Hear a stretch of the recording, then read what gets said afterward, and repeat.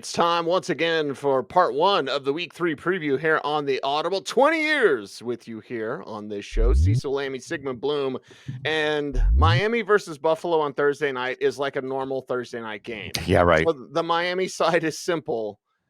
I don't know. Right.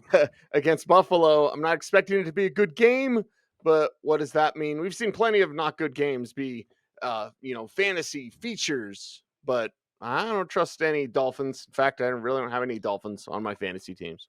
Well, that's fair. And I do want to say that the Dolphins actually played the Bills pretty tough in the game that Tua Tagovailoa played the whole game. He got hurt in one of the games. So it wouldn't be surprising if Miami, what we're wondering about Miami is, which Miami is the real Miami, the team that was just going through the motions in week 1 or the team that was going through the motions on defense, but actually came alive on offense against New England in week 2. We heard about the players only meeting. The classic players only meeting, Albert Breer saying that the tone was about accountability no matter what your coaches are doing. So, there's an implied message there that if we're going to play, we're going to play for ourselves. But I do think against Buffalo, now again, what's the real Buffalo defense? They let Derrick Henry run all over them and then really stonewalled the Jets and made Justin Fields look like a quarterback that shouldn't be starting anymore.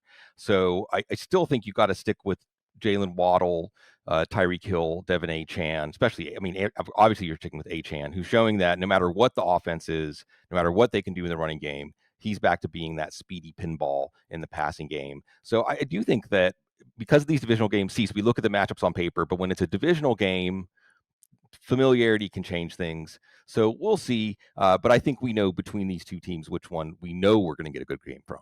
Yeah, we're going to get a good game from the Buffalo side. And again, could be bonanza for James Cook and company.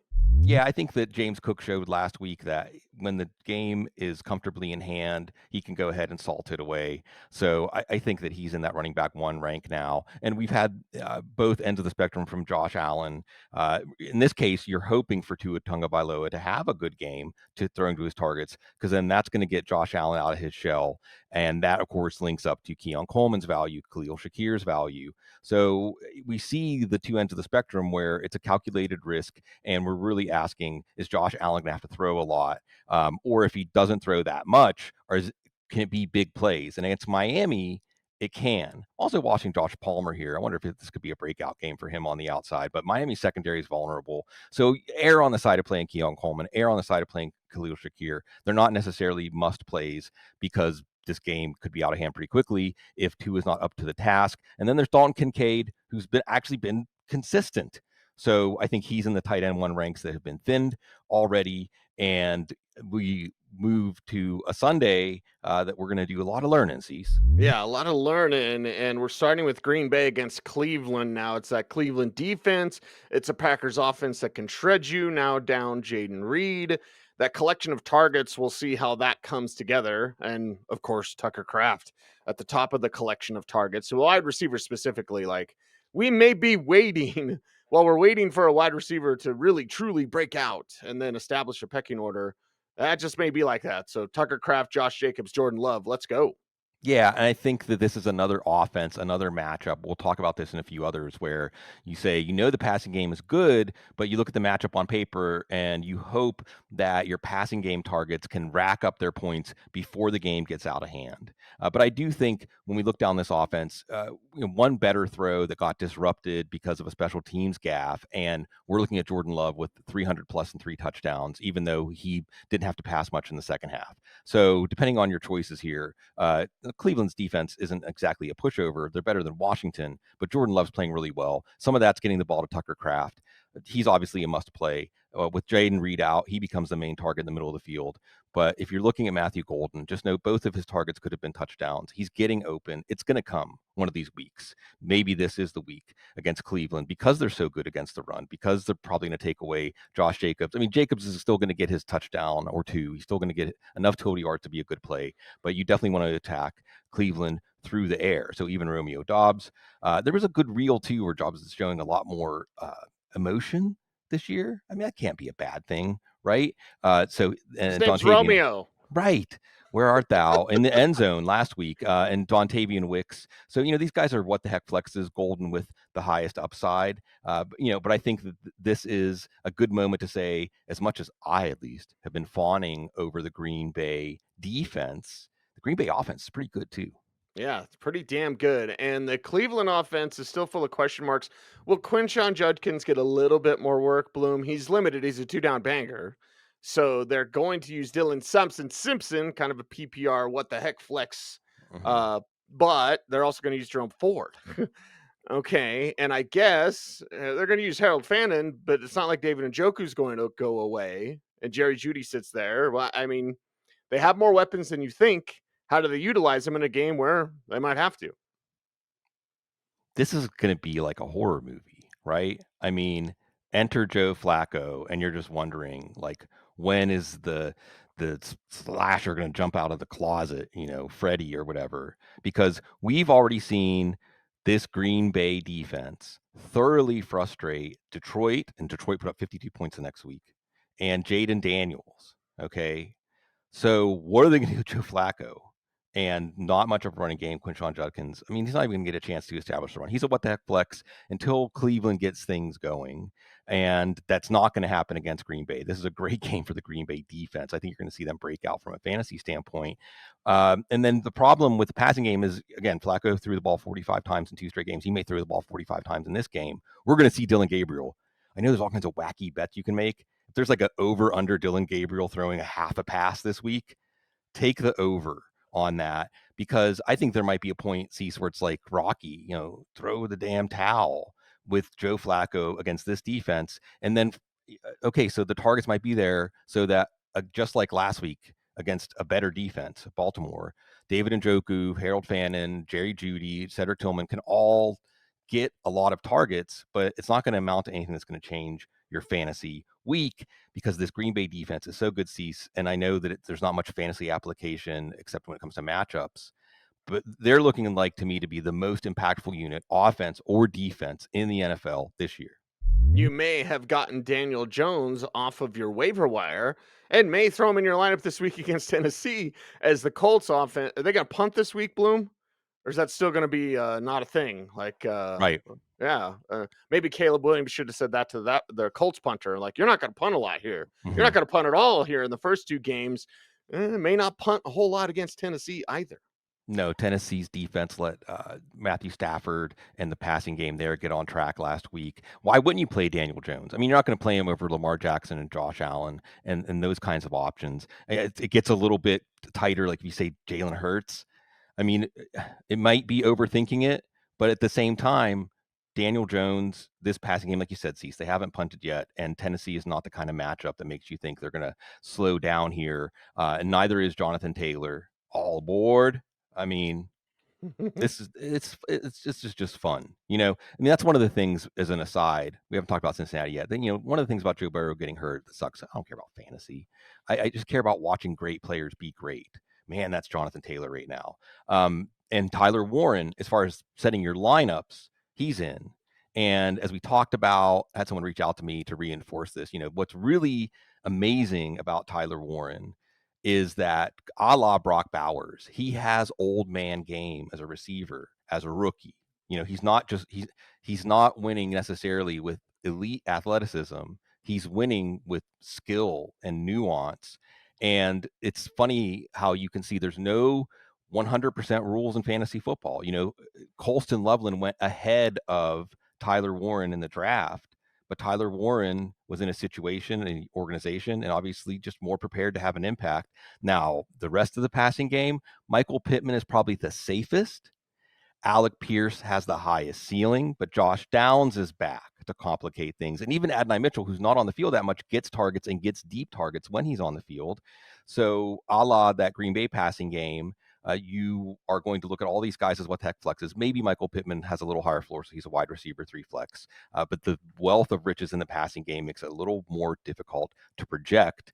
But you can project a lot of offense for the Colts. Let's project to the Titan side and continue to watch the growth of Cam Ward there with Tony Pollard running the rock and Calvin Ridley's in your lineup at a certain level.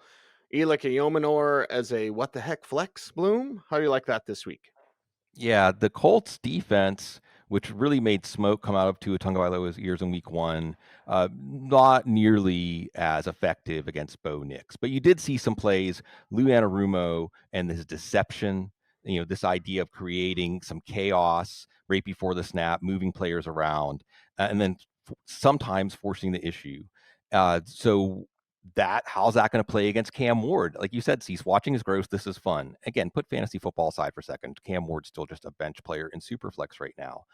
But because of how aggressive he is as a passer, and because the offense is going to fall on his shoulders this year anyway, each week I think we're going to get to see if he's putting the lessons he learns. He comes back to parenting, right? It's okay to make mistakes, but did you learn from your mistakes? We're all going to make mistakes, but did you learn from your mistakes? And it's especially going to be interesting if Lou Anarumo is trying to get him out of his head and reacting to what he's doing. I feel like Cam Ward's the kind of quarterback who might just say, like, please, yeah, send the blitz. I can handle this. I want this kind of engagement. So how could it end up benefiting your fantasy team? Alec Aomanor. And you see that on the same page, on the touchdown, on the broken plays, because there's still Calvin Ridley there. And Calvin Ridley, we'll see. I wouldn't be surprised if Aomanor is worth more than Ridley in fantasy leagues this year. And then, of course, Tony Pollard's going to get his 20, 25 touches in any event in your lineup as a running back too. But what we're watching here is the growth rate for Cam Ward, because, hey, by the second half of the season, he might be a pretty effective quarterback. Might be good to go. An effective quarterback in Jake Browning. Now, I know it's disaster for Cincinnati, and hell, it's not like Minnesota's any better on the other side. We'll get to the Vikings in a little bit. But Jake Browning will sling it. He'll make mistakes, Bloom. Hopefully, you don't get dinged for interceptions in your fantasy league, but he's going to continue to sling it. He never goes away from that. So you have Jamar Chase, you have T. Higgins. You should still have confidence because Jake Browning, a good backup, a dangerous backup, because, again, he's going to make those mistakes, but he doesn't care. He's going to keep throwing it. Yeah, and interesting things. I know Eric Stoner pointed this out to me. A football genius and just overall life genius, Eric Stoner. Love you, Eric. That for whatever reason, when Jake Browning's in, they can block. Like they can actually pass protect. It's a little bit different pass offense. And Jake Browning, like you said, has got that boldness. The shorthand way is, again, like discount Baker Mayfield. And for fantasy, that means he's going to lay it all out there. And with the bad defense he plays with, that means that's potential for points. But Brian Flores in Minnesota says not so fast. And we saw Atlanta last week just rely on the run and not really put Michael Penix and the ball at risk. And they were able to do that, Atlanta, because of their defense. Cincinnati can't necessarily do that. So while there's big fantasy potential for Jake Browning, heck, there's potential for him to get hurt. There's potential for turnovers here. There's potential for this to get bad. And then you also wonder what's going to happen with Chase Brown, but because the Bengals haven't been able to establish a run. And because Jake Browning's the way he isn't the backup quarterback who's just going to keep dumping it off to the running back. So he's got to keep playing Chase Brown, but he's the one maybe where the bottom drops out the most in his value, where Jamar Chase, at least after last week, has his value preserved. T. Higgins somewhere in between. Just so folks know, Jake Browning was a top 10 fantasy quarterback in the last 6 weeks of 2023 when he replaced Joe Burrow, but Jamar Chase and T. Higgins were wide receiver 30 and wide receiver 31. And Joe Mixon actually had some pretty solid games. So, and that was also that back third of the NFL calendar season when we sometimes see opponents or the intensity of games drop off a little bit. It's a little bit different in September. So we shouldn't necessarily expect for it to go the same way it did when Browning started 2 years ago. But if it does, Chase and Higgins folks might not be happy. Might not be happy. Minnesota fans are not happy, although J.J. McCarthy's not on IR. So I suppose that's a positive with his, high ankle sprain. So here comes Carson Wentz. Here comes Jordan Mason and maybe Cam Akers off the practice squad. But, Mason will take over as that number one, and we'll see how Wentz commands this offense for, at least a couple of weeks, as McCarthy's due back October 19th. So about a month from now. Yeah, 2 to 4 weeks. Probably good for him to get a breather. I mean, in some ways, the injury kind of came at the perfect time because J.J. McCarthy looked overwhelmed. I mean, J.J. McCarthy did not look ready, and I get it. And it's going to be interesting to compare this to other situations where, does the franchise suffer in the name of letting him get those live reps and develop? But in the meantime, you've got Carson Wentz, and Carson Wentz in the first few games schemed up by Kevin O'Connell against this Cincinnati defense. Carson Wentz is a fine fantasy start this week, and he's hopefully going to get Justin Jefferson in play. The vertical passing game. Hopefully, I mean, at this point, if TJ Hawkinson doesn't do anything against Cincinnati, you can drop him this year. But you definitely have to put Jordan Mason. I think because Jordan Mason was on a lot of folks' benches when they drafted him, you get some tough decisions. Like if someone said, which running back's the better running back to play in this game? I think it's Jordan Mason, because you're getting to take on that Cincinnati defense. You're getting more opportunities for touchdowns. And we know Jordan Mason can be that kind of running back that north of 18, 20 carries, he's still strong at the end of the game. He's breaking those 40, 50-yard runs to ice the game. So Jordan Mason is a fantastic, fantastic play this week as Cincinnati goes into the post-Joe Burrow part of their season. Yeah, the haze there. It's the haze, Bloom. 4 games down, 4 games to go on part 1 of the week 3 preview here on the Audible. And Steelers Patriots, time to be a neurotic Steelers fan, Bloom. Yeah. How do they perform against the Patriots on Sunday? Yeah, that's where the neurosis comes in, because we know what we know so far about these teams, and we know that New England gives up a lot of long pass plays. But Arthur Smith, he doesn't scream long, unless it's Darnell Washington or something, left him alone on the backside of the play. Aaron Rodgers is saying we need to throw more to Jaylen Warren. We'll check. I mean, Jaylen Warren is another one like Jordan Mason. See how quickly fantasy football changes? I mean, right now, Jaylen Warren has like a 3rd, 4th round value. That's where he should have been drafted based on what we saw last week, especially when his quarterback is saying he needs to get the ball some more. And DK Metcalf needs to get the ball some more. So when you think long pass plays, how are you not dialing up something, play action, something to DK Metcalf against this Patriots secondary that hasn't really been up to the task? Even Pat Freiermuth is getting some downfield targets if you need a desperation tight end, or Johnny Smith with the opportunity to score touchdowns. Even Calvin Austin as a what the heck flex here. But on the flip side of that, Cease, if the Steelers can't successfully make downfield chunk plays in this game against New England, now it's time to get worried about this offense. Now it's time to really wonder, is this Steelers team going to be anything more than mediocre on either side of the ball? Yeah, and then mediocre on the other side of the ball, perhaps, is the Patriots. We're still waiting for Travion Henderson to do a little bit more. In the meantime, Ramondre Stevenson taken over. Looks like Stephon Diggs is gonna be a father, right? And that Mm-hmm. report hit. So congratulations to the happy couple. And then Keyshawn Butte. We'll see if it's more than just one target. And well, hey, as long as that target's a touchdown, then you're good there. But some questions here with New England as we see this thing kind of shake out. I'm a neurotic Steelers fan on both sides of the ball, because this doesn't sound like the Steelers fans we grew up watch Steelers teams. You can attack them through the air, you can attack them on the ground. Take your choice. So Ramondre Stevenson in your lineup as a running back too, especially after how he looked in the passing game last week. Travion Henderson, a what the heck flex with the opportunity for a big play. Keyshawn Butte, a what the heck flex. Although we saw last week, while Drake May moved the offense pretty easily against Miami at times, no passing game target. It was Austin Hooper over Hunter Henry. Stephon Diggs still only playing about half the snaps. Matt Collins getting a touchdown. His snaps are going up. Demario Douglas's are going down. So there's not really anybody you're going to isolate here as the smash play, except for Drake May himself. That's the thing. Sam Darnold got right against the Steelers in week 2. Justin Fields looked like he was turning the corner in week 1. So this is a chance for Drake May to show off his growth against a defense that is really having trouble stopping everything right now. Yeah, not a Steelers defense. No. Is that the best way to put it? Yeah, not a Steelers defense. We got a Vic Fangio defense coming up every day. Rams and Eagles. And with the Rams, so it's pretty easy. You play the hits. Stafford and Kyron and Puka and Devontae. And then maybe Blake Corum is what the heck flex bloom, but it's Vic Fangio. Maybe he's got something cooked up over there to stop the Rams as they travel across the country to face Philadelphia. Rematch of the NFC title game the week after the rematch of the Super Bowl. And if we compare, the Super Bowl was just an absolute stampede by the Eagles, and they desecrated the corpse of the Chiefs in that game. And then the rematch, it was a close to the vest game. Again, we're wondering about Kevin Patullo in this game. But first, we have to get to the Rams offense. And that's the thing. A really good game, actually. This was a tremendous game last year. the snow game. And what we saw here is that you're not going to be afraid of the Vic Fangio defense because of Puka Nakua, because of Devontae Adams. Matthew Stafford, maybe not a great play, but I think that it's hard, really.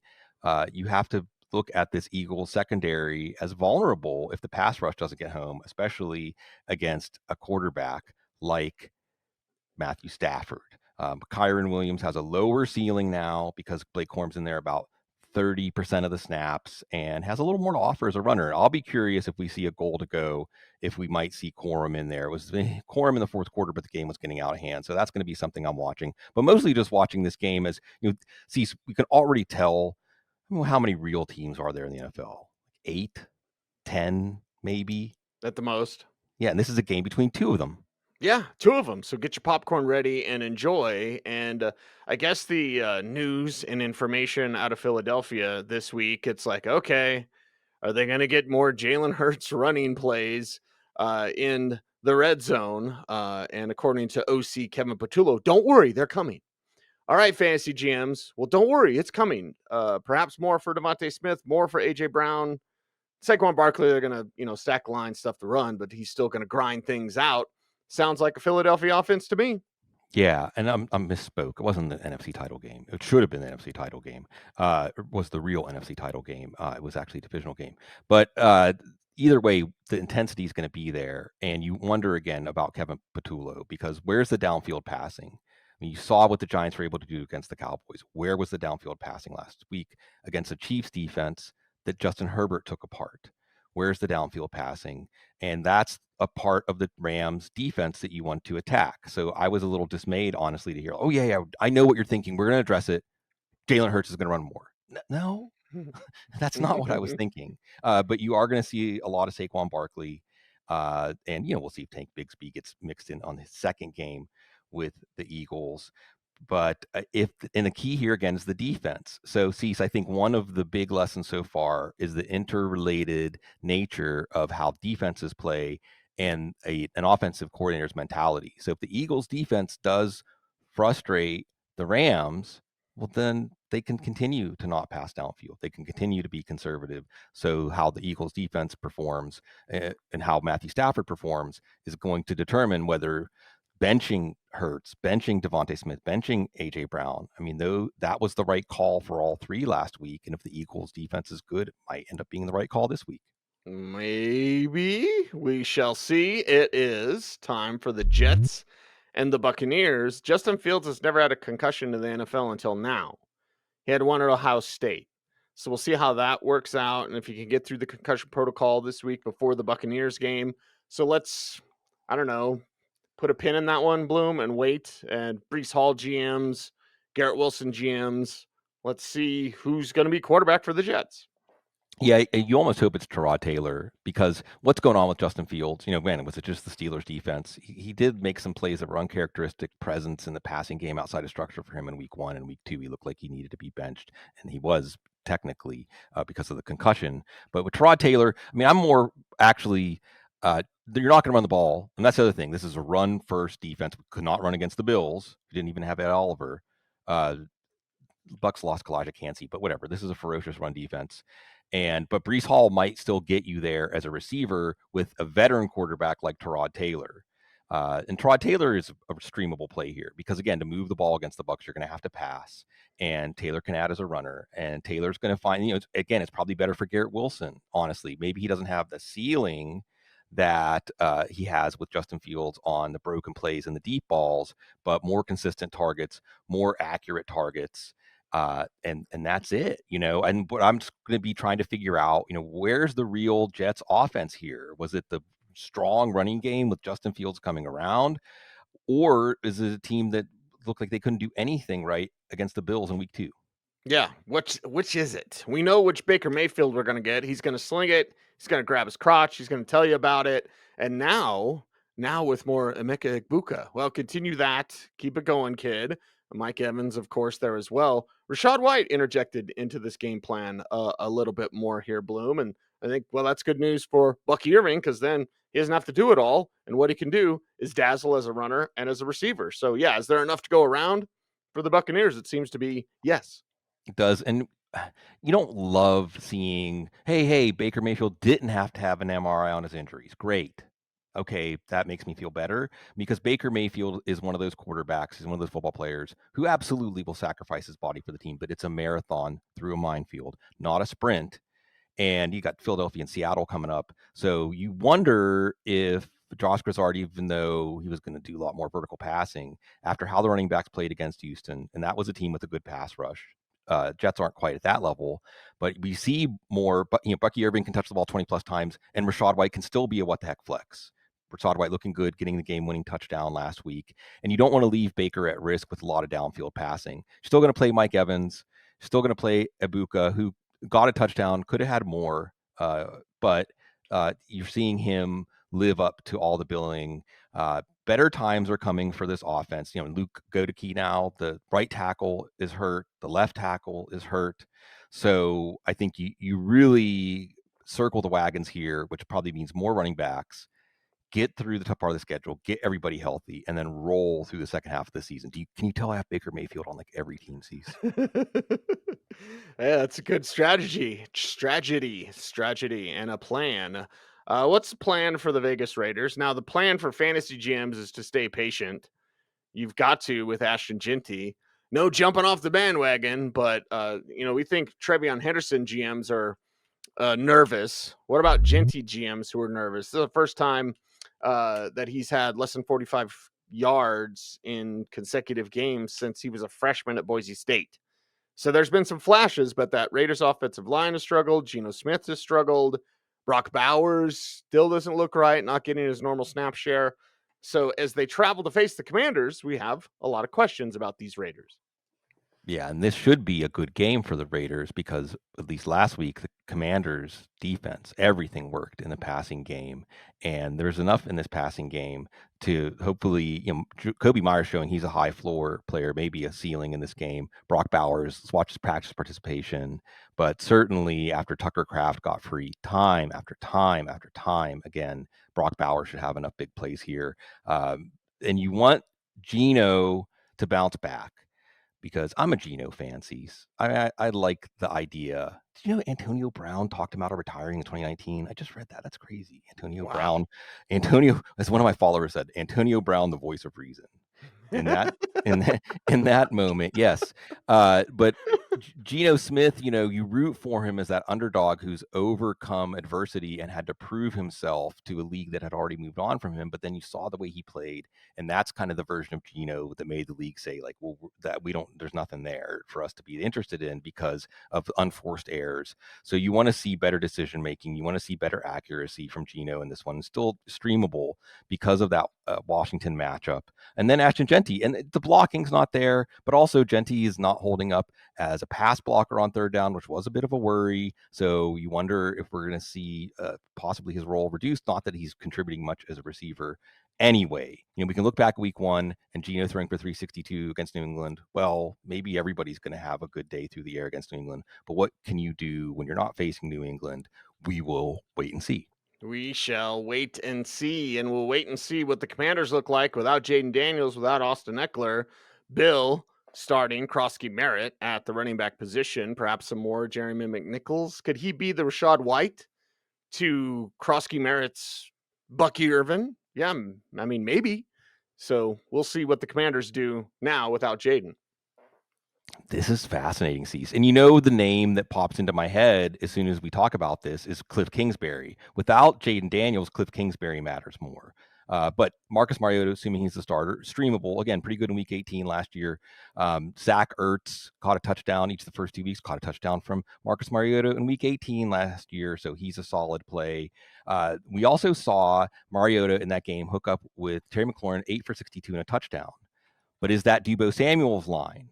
Is Deebo Samuel getting those short targets? We know. So you can see short passing, not taking as many chances with the ball. Maybe some design runs for Mariota, who's very athletic and a good runner. But maybe this is a game where you try to really get the running game in rhythm. Because that's the thing about Jaden Daniels. It's great to have a quarterback like Jaden Daniels, but some of these teams that establish the run, some of these teams that use the run to set up the pass, that's not as much Washington, but maybe that's the kind of game plan we see here. So Krosky merit a what the heck flex at least. Also be watching with Noah Brown out. Jalen Lane is going to get some more snaps here, bring his speed into play, maybe a little more Luke McCaffrey. So some interesting questions for Cliff Kingsbury to answer against a defense that should allow Washington to be successful. We will answer more of your fantasy questions coming up on Thursday's part 2 of the Week 3 preview. It is the Audible 20 years. Cecil, Lammey, Sigmund Bloom. We're here for you. We appreciate you as always. Follow Sigmund Bloom on all the socials at Sigmund Bloom. I am at Cecil Lammey. The show is at the Audible saying thanks for watching. Thanks for listening. Stay tuned. And would you please stay frosty?